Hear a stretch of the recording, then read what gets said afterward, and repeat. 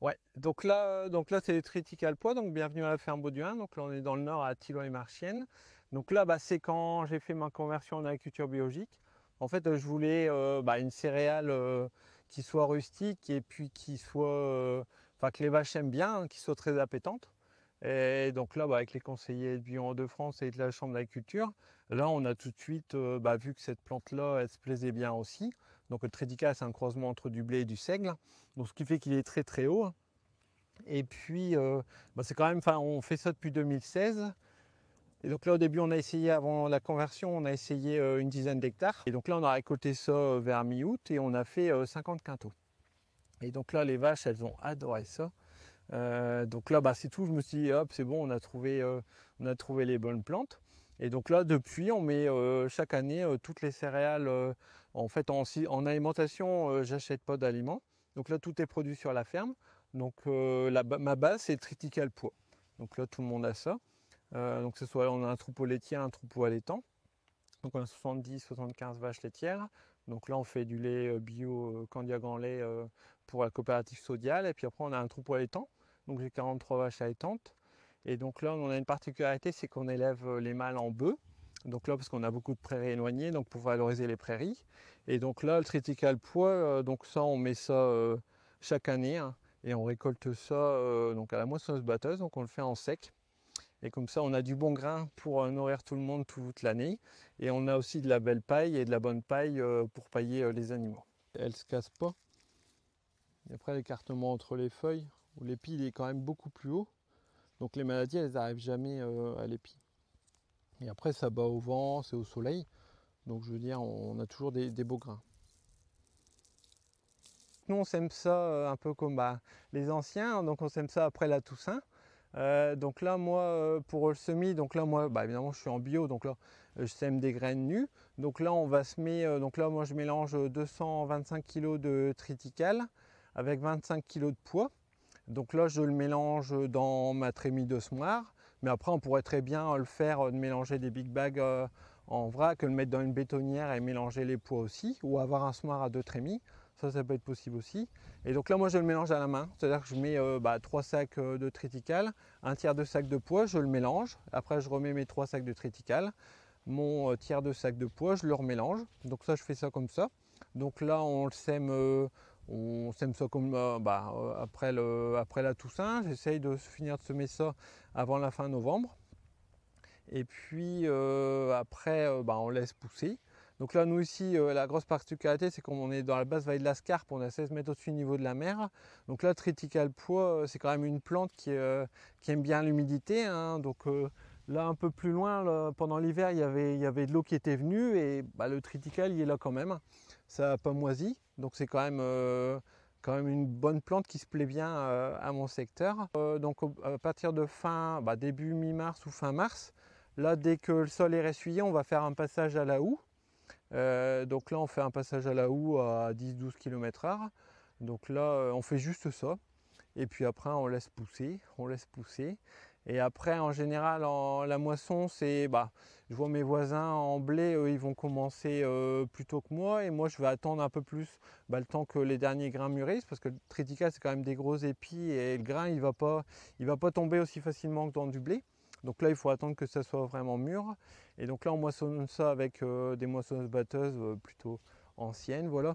Donc donc là, on va moissonner ça. Donc suivant les barres de coupe, comment elles sont faites, je veux dire, comme on a mon triticale et mon pois qui est dans la céréale, le pois, des fois, il peut embêter un petit peu au niveau de la barre de coupe. Donc là, des fois, ça peut être judicieux aussi de mettre une scie à colza. Donc la scie à colza va permettre de couper les pois qui vont, entre guillemets, accrocher plusieurs épis de triticale. Et comme ça va faire un flux plus constant dans la moissonneuse batteuse pour que ça soit bien moissonné. Donc ça c'est très important. Et après donc là nous on moissonne ça. Alors c'est pas comme un blé on peut aller le moissonner jusque tard dans la nuit. Là le triticale pois, dès que le soleil se couche en général, on sent vite que c'est un peu plus compliqué à battre. Le pois c'est pareil, la tige elle va se raffermir aussi, donc ça va être un peu plus compliqué aussi.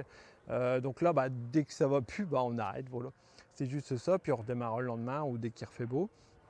Et donc là, on va stocker ça. Donc le fait d'avoir mélangé les deux, nous on va récupérer les deux. Donc là, suivant les années, il y a des années où il peut avoir le poids, ou suivant les parcelles, le poids plus ou moins présent. Mais ça, c'est Dame Nature qui fait les choses. Donc il y a des années, comme l'année passée, on avait une année un peu moins bonne en rendement. Donc là, le poids, il n'a pas aimé l'excès d'eau, donc là on en avait un peu moins. Mais cette année, Dame Nature fait que le poids, il est très présent. Donc là, nous, on met que 25 kg de poids, parce qu'en fait, si on met beaucoup de poids, le problème, c'est que le poids, lui, s'il se développe vraiment beaucoup, il va faire tomber la céréale. Et après, s'il fait tomber la céréale, le poids, lui, il va pas, comment dire, il va pas... il va être au sol et il risque d'être malade. Voilà. Pour le réglage des moissonneuses-batteuses, donc là, nous, c'est d'avoir le contrebatteur quand même qui soit serré pour pouvoir bien enlever tous les grains de l'épi. Et puis après, on joue avec les grilles. Donc les graines de pois est un peu plus grosse que du blé. Donc là, il faut ouvrir quand même assez les grilles. Mais de toute façon, on le teste.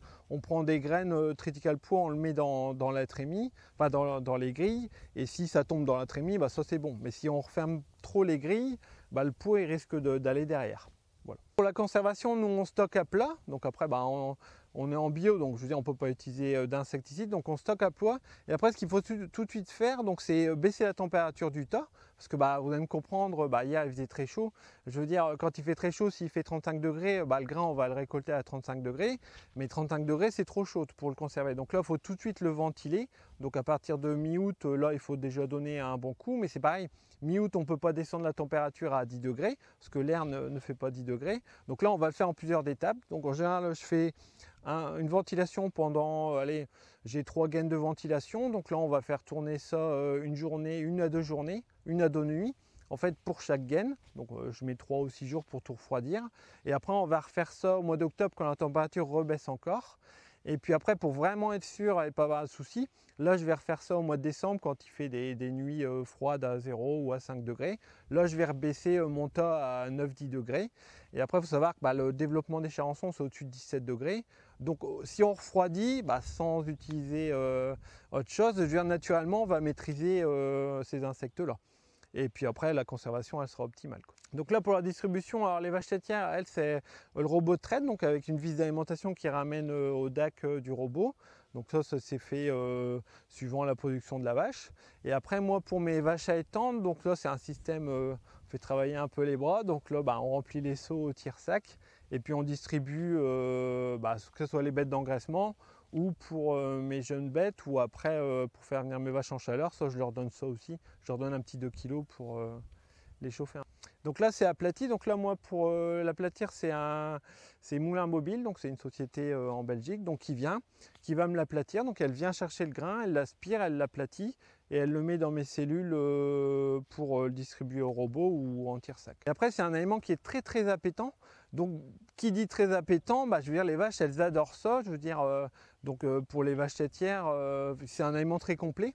Je veux dire avec l'azote du pois et l'énergie du triticale, c'est un aliment très complet et mes vaches elles adorent ça.